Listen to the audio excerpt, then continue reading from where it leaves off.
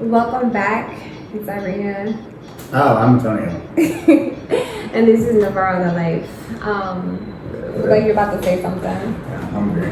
Okay, so yes, he is hungry. Thank you for sitting in this chair this long with me. It's rough. All right, so I do want to share something with you, and I debated sharing something so personal because it's about our baby girl. But yeah, 1 month ago, we weren't even sure that this moment was going to happen. So whenever your child walks across the stage to graduate, it's always emotional for us parents. But for Iela, in this particular case, it was extremely emotional for a lot of reasons. Okay. Not just because she was graduating kindergarten, but because of everything that took place before that actual moment happens. I think I have the dad syndrome. I always think it's going to be fine. But we'll keep going. I do understand where she's coming from. It was, no, because, okay, so earlier this year, Iela had to have surgery, and we were prolonging it, and we wanted to wait till the summer. But it was really affecting her sleeping, so we decided, let's go ahead and push it, and let's have it right after her birthday. Yeah. So we go to Denver to have her surgery, and she can't fly for 3 weeks. So at this point, she's out of school for those 3 weeks.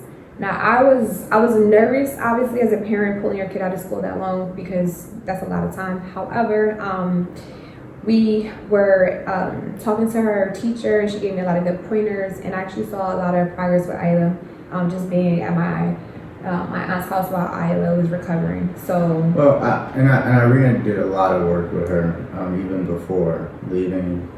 She started really working on her vocabulary and just really mostly the vocabulary and reading. So like letters and numbers and reading, ensuring that she was getting everything she needed. So. And I'll say, I know I'm saying it lately, but like, this was the first time I really saw her confidence. Like, she really was like, she was getting really, really great. Like Antonio said, with her vocabulary. But then what happened was, so obviously 3 weeks came through, and we are now back in Panama, and we get back to Panama. I'm excited for her to go show her teacher her progress, and that's when we find out that her teacher, during the time we were gone, was let go. Right, and that's after already a different teacher was let go or quit or whatever, and then a substitute who had been there for, I think she lasted a week or two. Yes. And apparently had an emergency. So it was interesting trying to figure out how this was going to work out for our baby girl. Yeah, and honestly, like at that point, like I'm a little bit nervous because I felt like, you know, like we have family in the States, and I'm like, I feel like she should be doing certain things by now, and she's not. So I was a little bit kind of concerned. And so I contacted the school, and I'm like, I understand that you guys let go of her teacher. With the new teacher, you know, is she going to be able to help Iela continue to progress? Because I've seen a major change in her, you know, with her last teacher. And I respect the school because their honest answer to me was, you know, do what's best for Iela. And yeah, and there was a little bit more in that, so we read into that because it was, hey, we're going to continue. It wasn't a yes. It was a, well, we're going to continue to try to provide the best, you know, care and structure, essentially. So these are summarizing. Yeah. For her, but at the end of the day, if you feel like you need to do something different, then do whatever you feel is best for Iela. It was somewhere like that. You know, maybe not word for word, but that was pretty close. Right. And so for me at that point, you know, because it was really scary for us because honestly, education is really important. And if my kid isn't doing good and there's no school that's going to be able to really get her to where she needs to be, then we can't stay here in Panama. Like, that was the thing. Like, we were like literally seriously thinking like, you know, I mean, it's 4 schools in this area for expats, and she's already did 3. So we find out about another school, which I had heard about from another expat. Her son had just graduated high school from there. And at this point, like, I contacted the school, and I'm like, hey, I know, like, this is the end of the year. Like, it's like about a month and a half before school is over. But can we do an interview? Can we check out your area? And so they said, yes, you can come. And so me, Tony, and Iela, that Monday, we go to the school. When we get there, Antonio is like... I almost didn't go in because he was down a road that was already messed up. And, I'm kind of used to that in Panama, but sometimes you drive down the road and you see some nice stuff. We're gonna get some sponsorships for the aesthetics of the school. Yeah. It was almost turned around, but I don't know why would we even go in? But it wasn't. But for me, it's like at that point, like I'm really stressed out, and I'm like, I don't care about aesthetics. It's not horrible. It's just where we were coming from in Buenaventura. You can have one. Where we were in Buenaventura, at her other school, it's really, completely different night and day.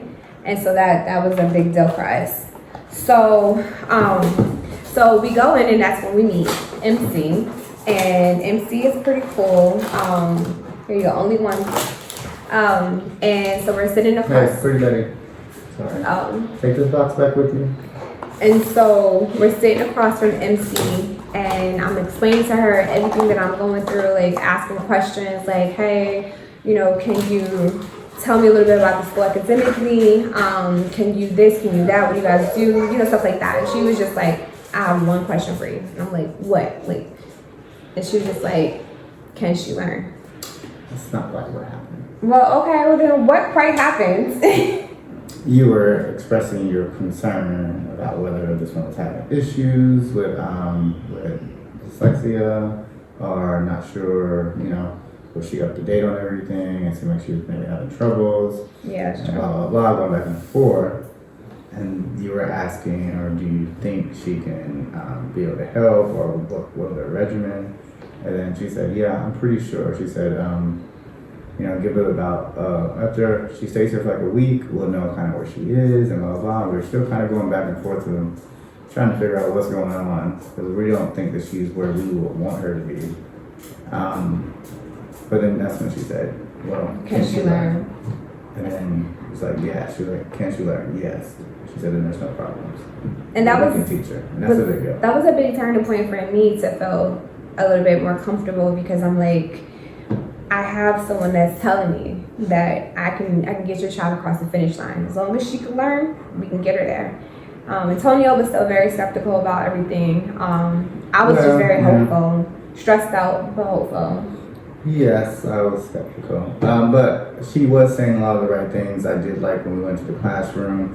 She showed us the tests that the kids were doing, and they do their tests on their own. So there was fill in the blanks, there is spelling. There's a little bit of reading comprehension, and she was really big on saying we don't help them with the tests. Mm-hmm. So they either know it or they don't, and that's a difference than a lot of other schools, because a lot of other schools will kind of sit there, assist them, and you never know how much assistance they're getting versus what they are figuring out on their own. And so I really did appreciate that. When I saw those things, I was like, okay, cool. And she did say, hey, one of my biggest complaints from parents is I give out too much homework. Mm-hmm. I'm like, that's completely fine with me. She was, to be honest with you, like, the homework that they get at first was really hard on Iela. Like, this actual desk I'm sitting at right now, I was doing her work. It was like her first week there, and then she's just like falling asleep. And I'm like, baby, you okay? You need a break, But now, like, she runs right through it, quick, fast. They do Spanish, they do math, things that I didn't know she could do. She's like doing them. They get homework every day, and then like I'm also seeing the work that she's doing at school, and it's just like it just made me not only felt confident, but I felt confident. Like I felt so happy to know my child is good, and I think that not only did her reading take off, but so did everything else. I think as parents, things happen where we don't know what the right decision is, and it's scary because you don't know. You're making the best choice based on the information you have, but you really do not know if it's the right choice to be made. And I think that this was a gift because we made the right choice. The entire process, they let her come in. They were like, hey, she can come this whole week, just check it out. You don't even have to do anything. Yeah. The school that she actually was attending, I think they graduate next week. So Iela's she already graduated, as you can see in the intro clip. They offered a summer school, which she's in their summer program for the month.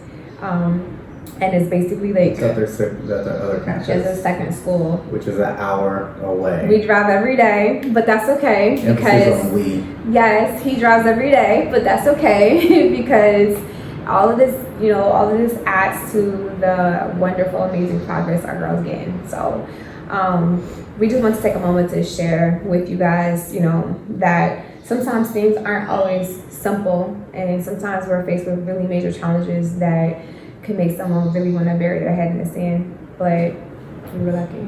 Yeah, definitely. And I would even say it's a good lesson or a good opportunity to say, hey, even if you're having trouble here in Panama or any other country you're in, there may be solutions where you are. Don't just pack up and try to run away. Mm-hmm. See what other options are out there.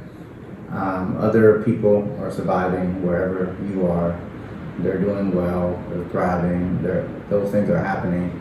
So see if there's some other options. I think that worked out for us because the biggest thing is to be able to provide the education and the life that we want to for our baby girl.